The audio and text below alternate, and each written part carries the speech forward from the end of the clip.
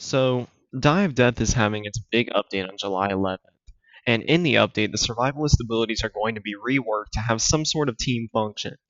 So, in this video, I'm going to run up the survivalist abilities one last time and discuss how they are now and how they might work in the big update. I hope you enjoy the video.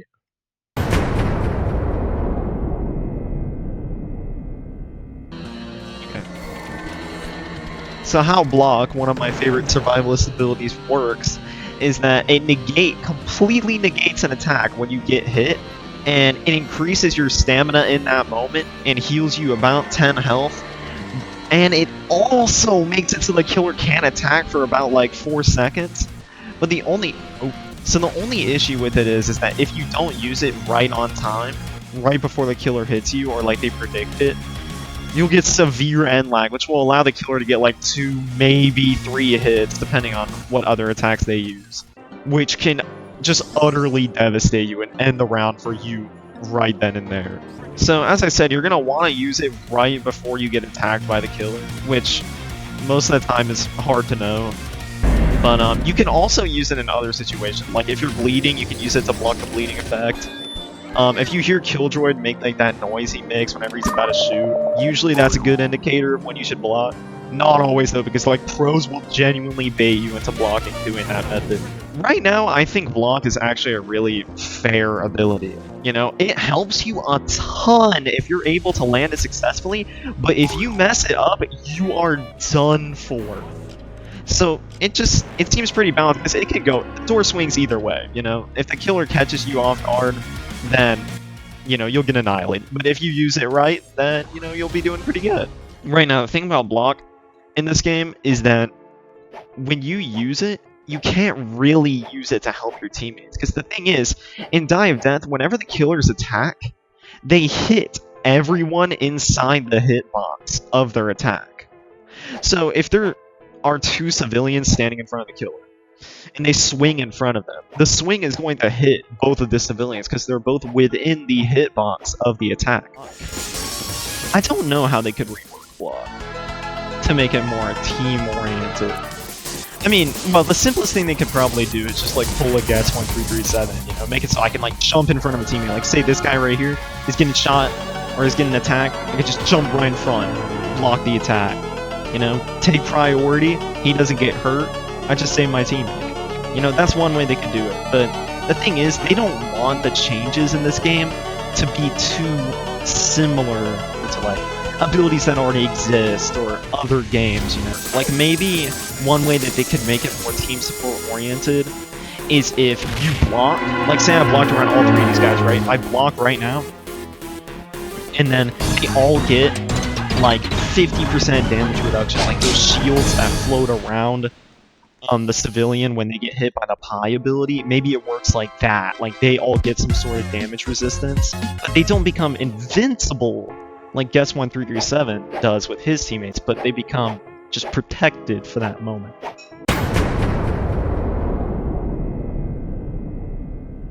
So the thing about Hotdog is when you use it, it'll heal you up a little bit, right?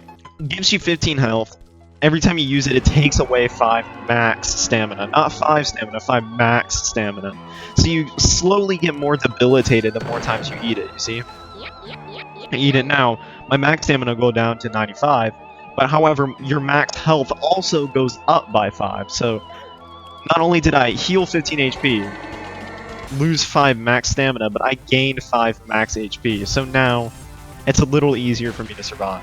This ability is good, but the issue with it is that a lot of the time, especially against killers like Harkin or Pursuer, who are really like they're intense chasers, you know what I'm saying? Like once they get close to you, it's really hard to shake them unless one of your teammates stuns.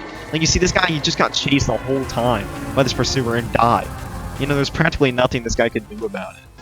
Right now, I consider it like a mostly C tier ability. Actually, make that low B tier. I mean, it's good. Healing yourself is good, but like honestly, it's just better to rely on a doctor if you have one. So of course, the main thing about Hotdog that makes it not team-based is the fact that it's not caretaker. The only person you heal when you eat this thing is yourself. So, to make it more team-based, what I was thinking the developers could do, is they could do some sort of discount caretaker system. They can make it so when you eat a hot dog around your fellow teammates, it'll heal them up just a little bit, you know? It can't be like caretaker, like 20 health. It'll be something simple, like maybe 5. Another way that they can make hot dog more of team supportability is if you can, like, hand it to a teammate.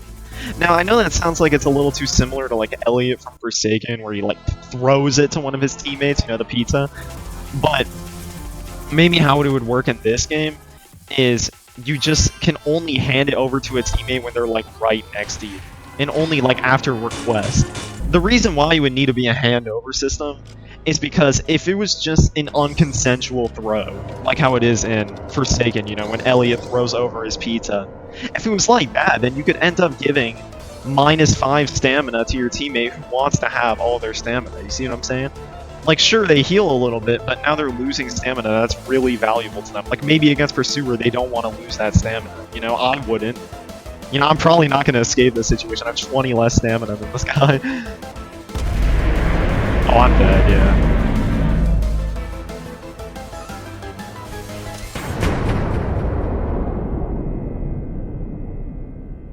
Please give me a survivalist ability that I haven't gotten yet. Please get... Oh my god, why are there so many? Okay, you know what? Oh, adrenaline.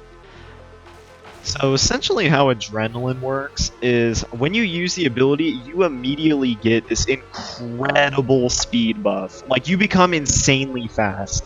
Like, practically no killer can catch up to you in this game, other than maybe Harkin when she's angry. After a few moments, it'll end, and you'll become exhausted, and you literally will not be able to move. So during this time, since you can't move, you're 100% vulnerable to the killer. They could just come over and do whatever to you because you literally can't escape. Like, you'd think that after you use adrenaline, you'd be very far away from the killer, but because the killer's given so much time while you're slowed down to catch up to you, in fact, you really aren't. You're actually going to end up being really close to the killer, and they're just going to jump you first given opportunity. So the thing is about it is that it's not team-based at all, because the only person who gets boosted from it is you. Ways that they can make adrenaline more of a team-based ability is if maybe they made it sort of like Taunt, in that it highlights where the killer is if you're close enough to them, to all your teammates. So not only can they help you, but they also know where the killer is, so they can shut down the killer and give you some space. They can also make adrenaline something of like a discount boost pad, you know? So instead of it just giving you a boost, instead everyone around you also gets like a small speed boost. So it's like a, you know, a scatter type ability where everyone starts running away in their own directions, and it just makes it a lot more chaotic and hard for the killer to deal with, you know? You got one adrenaline crowd, the killer's gonna be really annoyed when you just use it and then everyone's running in opposite directions and the killer can't catch up to anyone. You know, so not only can you use adrenaline to save yourself, but you can also use it to help your teammates if they're getting chased too. They're gonna scatter. The killer's gonna have a hard time deciding, like, who do I want to go after, you know, like, who's the better target, like the person I've already been going after, this new guy, you know, it might be a hard choice and they'll just end up making, you know, they're gonna end up having to make a quick decision, and it's not gonna be good for them, and hopefully it'll be chaotic enough for everybody to escape.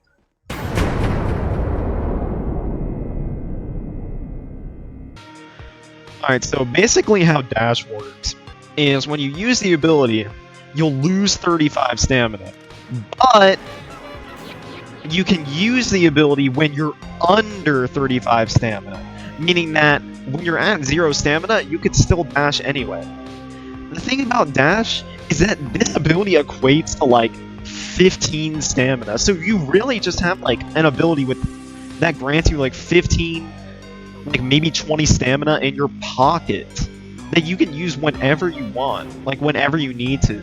The thing about dash is it makes it so much easier for you to live because you basically just have 15 stamina in your pocket, which allows you to get the advantage over Pursuer, who normally has 10 more than you. So the thing about dash that kind of sucks is that, of course, the only person who will get any sort of movement boost from this ability is you.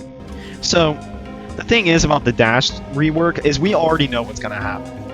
They showed us, or well, we already mostly know what's gonna happen. They showed us in the sneak peeks for this game, in multiple different sneak peeks, that dash is going to be changed, in that now you can drop kick the killer when you dash forward with it. So that sounds really cool, because it sounds like they're turning dash into a support ability by making it just a stun. But what I'm thinking about is, how is this actually going to work? Because think about it, dash is already one of the strongest abilities in this game. I mean, like, look, if I'm getting chased by the killer right now, I'm at 0 stamina. That's basically just like 20 free stamina in my pocket. Like, what's the killer gonna do about that? But now that this ability is not only able to single-handedly win chases for you, now it actually works as a stun. So not only can you choose to just dash away from the killer if you ever get scared, but now you can also just drop kick them in the face and demolish them. You know, even to just support a teammate. Like, it sounds like they're making this ability just ridiculously busted. You know, there has to be some sort of downside. So what I was thinking for that downside is that, in my opinion, it's most likely a self-stun. So you know how when you drop kick in real life, you're going to fall to the ground? Well, I was thinking that in this game, maybe it'll just work the same way. So whenever you dash into the killer, you'll go flying forward. Maybe you'll stun them, maybe you don't. But no matter what happens, your character is going to flop on the ground. Like, you're going to ragdoll as if you, like, jump off the ledge in this game, or if you slipped on a banana. That way, the killer will be able to punish you for missing your attack. And there'll be some sort of balance to this ability, not only being one of the strongest survivalist abilities, but also being capable of stunning the killer.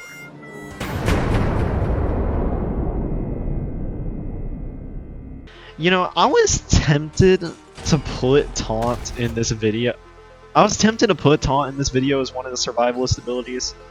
You know, because you have Adrenaline that only gives you speed. You have Hotdog that only heals you. You have Cloak that only gives you invisibility, you know? Dash only speeds you up. Block only protects you. But thing is, Taunt also is like that. Taunt only protects you. It doesn't protect anybody else.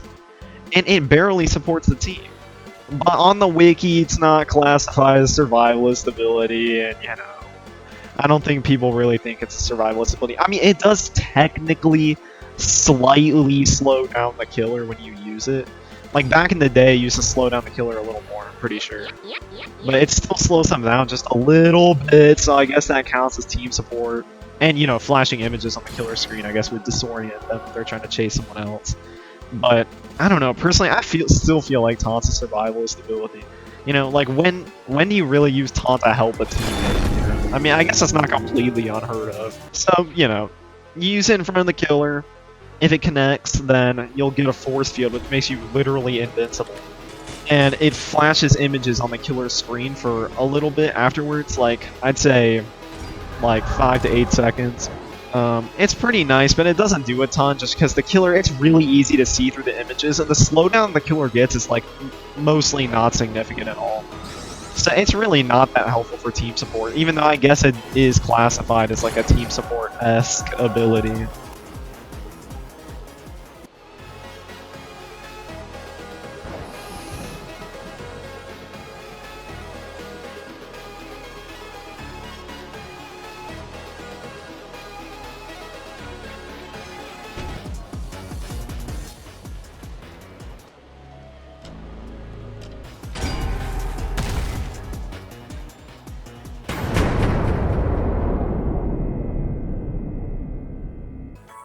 Let me see the method.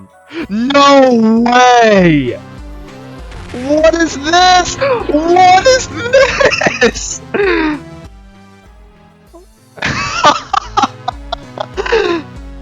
This is the key to survival. No!